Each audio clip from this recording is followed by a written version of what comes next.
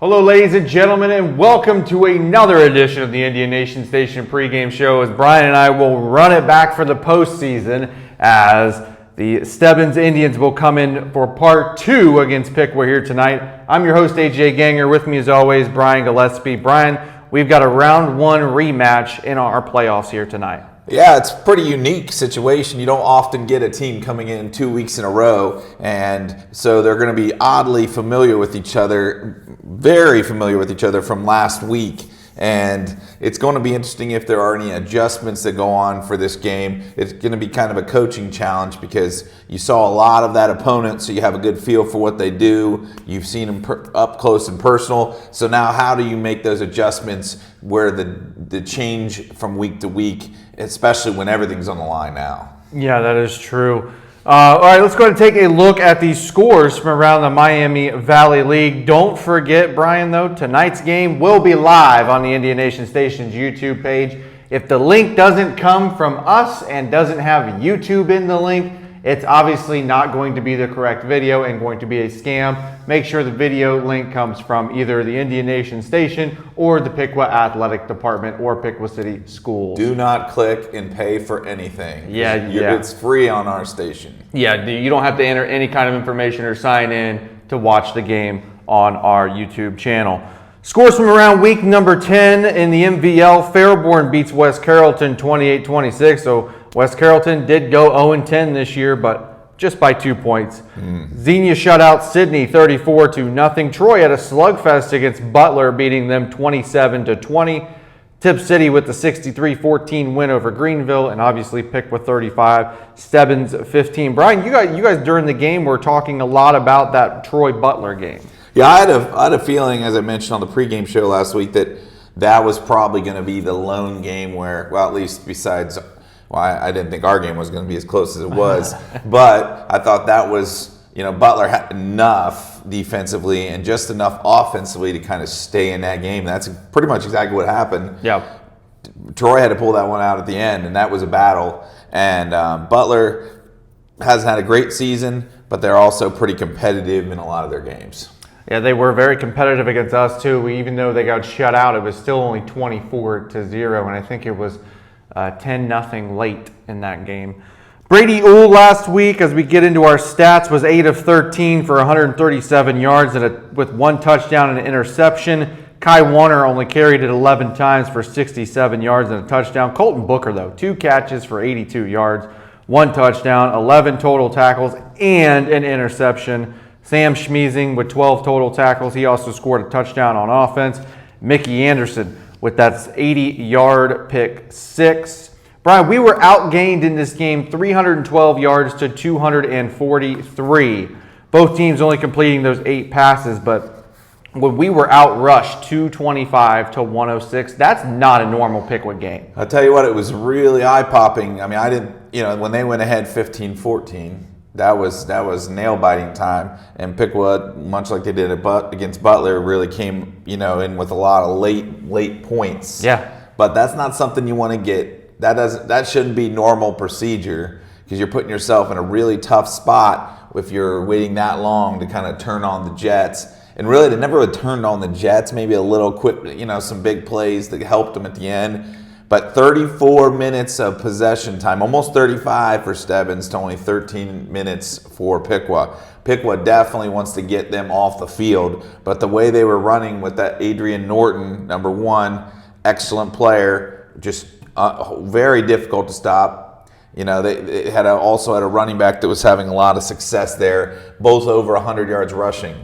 And you can't afford to let guys and they weren't doing anything super creative. No. In fact, when they got more creative, it went worse for them. Yeah. But when they just went downhill and ran right at us, it was a struggle. So hopefully Piqua's made some adjustments. They've seen on film what they need to do because they cannot afford, when you get nerves going there in the playoffs when everything's on the line, if you let teams stick around and be there at the end, there's no guarantees in life. No, and it was only 21-15 with like 4 minutes left in the game, and we ended up still scoring two more touchdowns.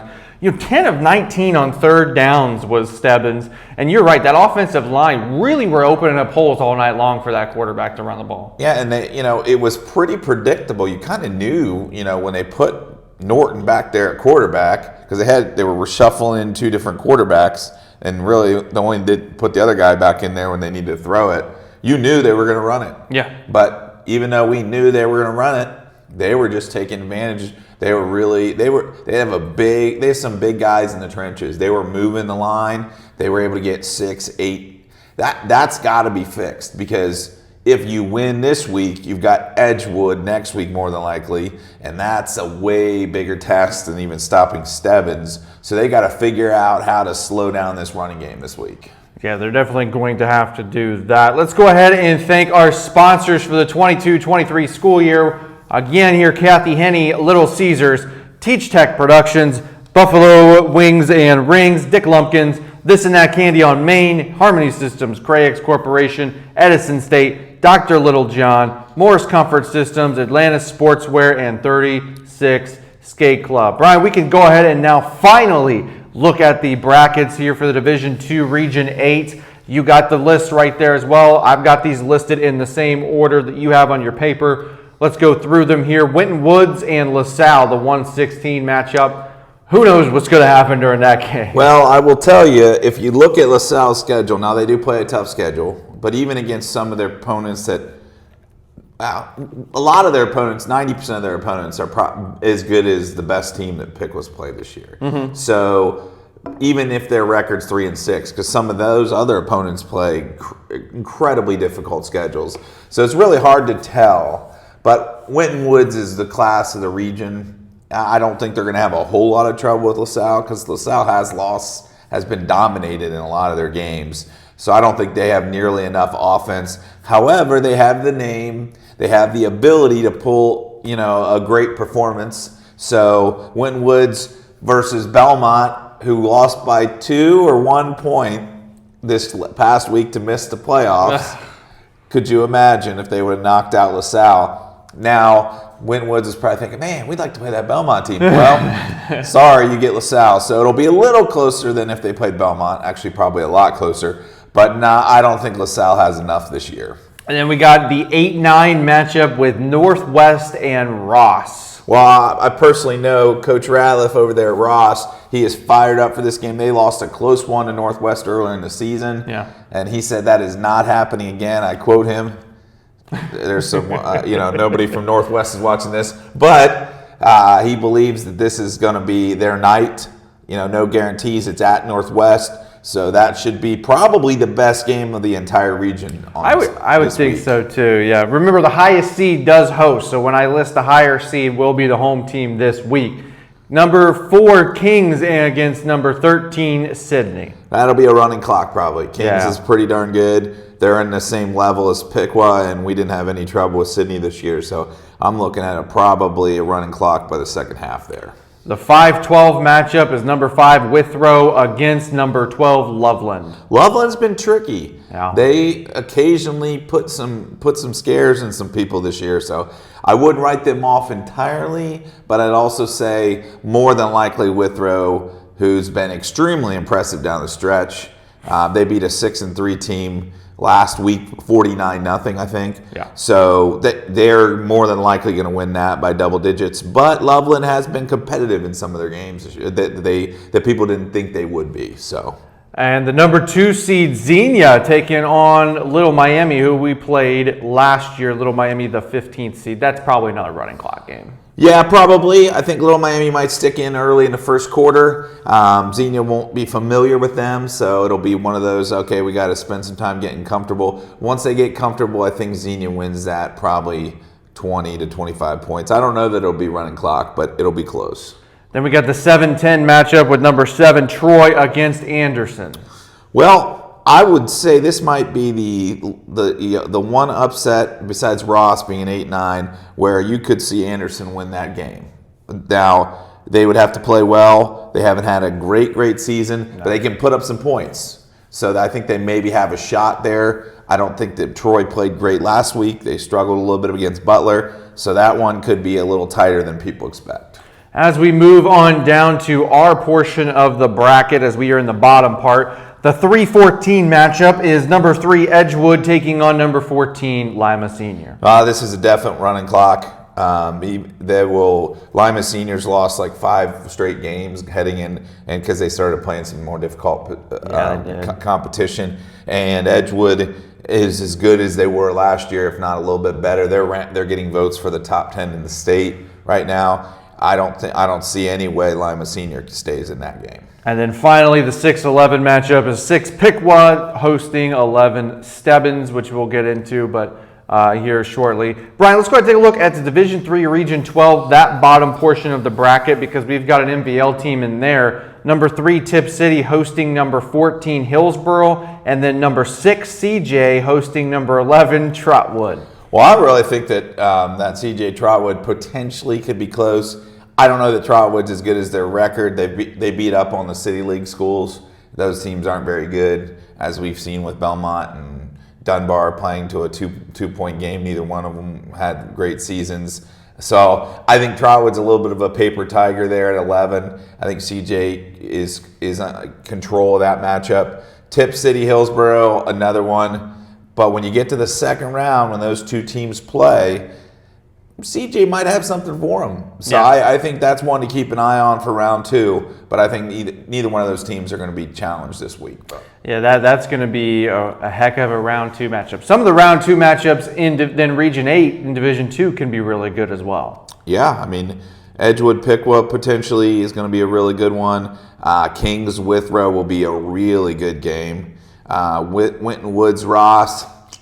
I love my guy Ratliff. Probably not that close. Winton Woods, or Northwest, either one. Both of those teams are going to be in deep water when they play Winton Woods. Yeah. All right, let's go ahead and move on to our matchup now. Again, this week it's the second straight meeting between Piqua and Stebbins here in the 22 season. And it was a 35-15 wins for the Indians last week here at Alexander Stadium. But the score doesn't really show much of a struggle it was. It was 7-7 at halftime. The offense hasn't been very sharp for the last couple of weeks, and the defense has had to step up and make big plays and score. Piqua and Stebbins are playing in back-to-back weeks, but this time it's win or go home. Brian, what are your thoughts on this week's game after watching last week's game? Well, I think if you focus on Piqua, you have to think about how do they get the game started. Yeah. Because last week, slow start offensively, didn't get a lot going offensively, had a little bit of success, but really it was kind of a struggle. The problem with that is, okay, now you face a team that can run the ball pretty well, that has probably one of the best athletes on the field in Adrian Norton, who's a really big kid, been recruited by D1 schools in college, senior, lots of confidence. He makes plays. If you give them hope and you let them do what they did to Piqua last week, where they ran the ball, and just were able to squeeze the clock and keep your offense. I don't know that Stebbins' defense can hold up the entire game as we saw, but if they hold on to the ball enough, you don't get as many opportunities. You got to be crisp in all 3 phases of the game and take their hope away early, because if you let it hanging around, the nerves get worse and worse when you're playing for it's one and done now. Yeah, and one of the things that I noticed last week too was our running attack wasn't how it's been all season long. We're kind of slowly getting it. Do we open up the playbook more? Do we see Brady throw it more? Because Kai struggled only 67 yards last week. Yeah, they were not making a ton of holes. There wasn't a whole lot of place to run. I think maybe you work the outside, maybe not long passes as much, because it seems he's a little uncomfortable with the long step in passes. Once in a while he'll hit one perfect, but there's a lot of going on with the legs when you do those. Maybe get on the perimeter with some of those short passes to Drayshawn. Try to get those easy completions and get out on the perimeter where a guy like Drayshawn can just make guys miss. Yeah. Because in between the tackles, they've got a pretty their defensive line was pretty impressive. Yeah. They were able to close up those holes. Their linebackers did a nice job. Lavelle Lyles, number 44, who's also a really good running back, he was all over the field making tackles. You maybe got to get that ball away out quick so Brady doesn't have to spend a ton of time standing back there.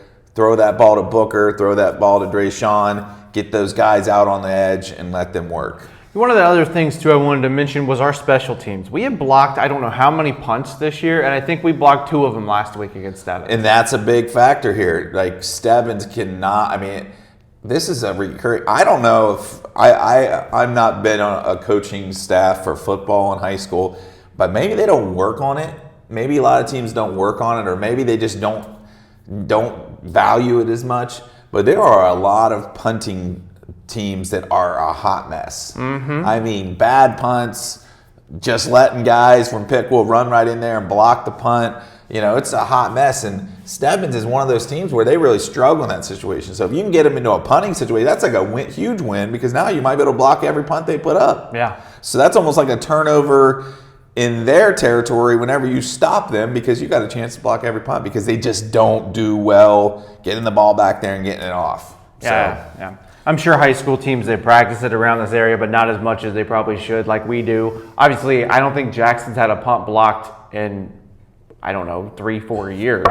Yeah, but we've always had good snaps and everything. Travis and then they really get the guys ready. Yeah, they do. I mean, it helps to have a veteran coaching staff who's been working with Bill Neese for all these years. They've got a method to their madness, and I mean, it shows in the special teams, because we are head and shoulders above everybody else. One of the things I heard Coach Neese mention on the coaches show this week, and it was in the Press Pros feature on him, was this is Piqua's 15th playoff appearance in the history of the program. This is our 15th. That's huge. That's just regular year into year. You don't realize as they stack up. You just expect it. At some point but then you think, oh well, this school only has 3, this school only has 4. And you say 15, and you go, wow, what a job he has done over the years to just make it a consistent expectation. If you set your program up and you've done that well, where people expect you to be, that's a great expectation to have. Yeah. Because now people that's what they do. They go to the playoffs. They win games. They win 8, 9 games. Some teams would love to have a 9-win season. We get it. We've gotten them the last 3 years.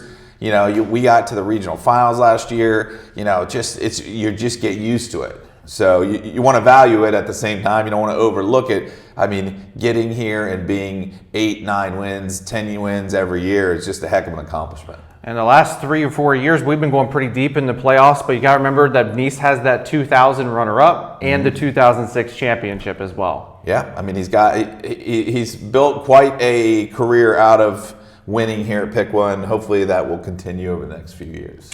We hope so as well. Well, guys, this will conclude our pregame show this week. Remember, tonight's game will be live on the Indian Nation Station's YouTube channel starting around 6:40, 6:45. The link for the game will be posted today at noon on social media. It'll be on the Indian Nation Station's Facebook page, my Twitter page, Ganger8002. Also, it'll be on the Piqua Athletics Twitter page. You can also go to YouTube, search Indian Nation Station, go to our channel, and the link will be there under the videos tab as upcoming events. So make sure you're paying attention everywhere to make sure you get the best opportunity to find where the game will be, the game links will be located. And again, if the link doesn't come from us, it's not real. We do not require sign-in information, creating free accounts, or any credit card information. So remember, please beware of those scams. People will, I just saw one, somebody posing as the OHSAA. It's not. You click on the link, it does not take you to OHSAA's website or Spectrum's. So do not click on those links and create accounts. Always trust what comes from us. Yeah, definitely don't get caught up in one of those schemes. I see them 1,000 times during this time of year. They always, even during the regular season, there's 18,000. If you Google this game, you will find a link. It is probably not the right link. Make sure you look the right places. Well, that'll do it again for this episode of the pregame show. Stay tuned for the game coming up live tonight with Tom Michaels and Brian Gillespie on the call. For Brian, I'm your host, AJ Ganger, saying good night, go Piqua, beat Stebbins again.